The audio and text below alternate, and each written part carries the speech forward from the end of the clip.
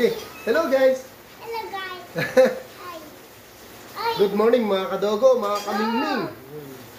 Eh, nanonotice ba kayo ate oh? Nasa likod ko yung makulit kong apo. No? Dalawa yan, no? Hindi isa natutulog until now. So, nakapag-decide kami mag-apo na magbablog daw kami kasi request niya yan.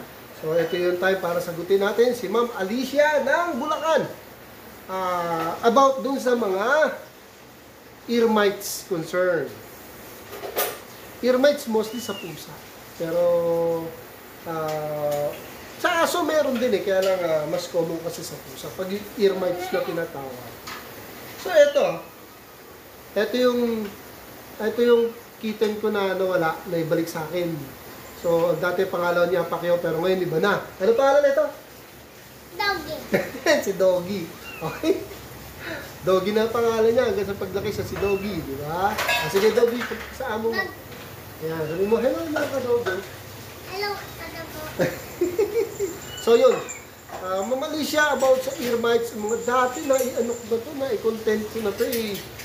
Ang ear mites kasi, ano na natin, i-shortcut na natin. Ang ear mites kasi, kadalasan, napapabayaan natin hindi nalilinis. And mostly, dahil nga sa nababasa yung tenga, tapos sinahayaan natin matuyo. Nagkakaroon siya ng nagpo-form siya ng bacteria. So, pag napabayaan yung bacteria, ayun na. Nagkakaroon na ng form ng buong dumi-dumi doon, itim-itim doon, hanggang sa lumalala, pati sa loob doon, nakapekto na, kaya ang baho ng ating alaga. And delikado ang ear mites, nakakamatay ang ear mites. Kasi bacteria yan, pumapasok talaga sa tenga. So, sa experience ko, parang nawawala ng appetite ang mga may ear mites. Nawalan sila ng gana, hindi nakatawa nila, gano'n ha. Opo, may si Doggy. Ito, may ear mites yan nung una. Pero meron kami pinapatak dito. So, lahat ng alaga ko, kahit walang ear mites, ito, papatak kita nun. Kahit walang ear mites, pinapatakan po namin. Kaya wala sila lahat ear mites. Kasi mas maganda yung di ba? Prevention is better than cure. So, i-prevent na natin bago siya magkaroon. Patakan natin. Pag nakakakita na tayo ng konting problema, patakan na natin. At pag nagpaligo kayo, siguraduhin nyo, lilinisin natin ang tenga ng ating mga alaga.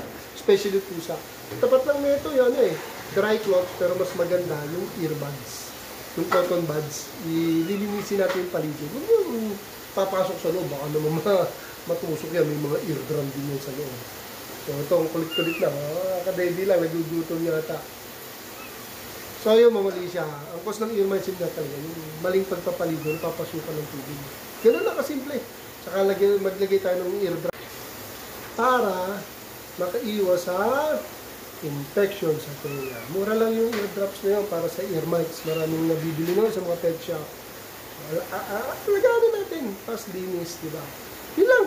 Wala na problema sa mga ear mites. Ear mites yan. Tulukuhan yan unless kung pababayaan natin.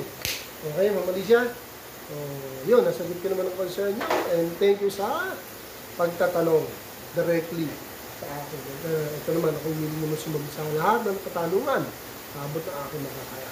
So, dito na lang po, mga kamingming, mga kadogo. Sana may natutunan tayo kahit paano. Ano naman po ko, nangungulit na, magbabantay na ako. So, dito na lang po. Bye-bye. Next time. Thank you for watching.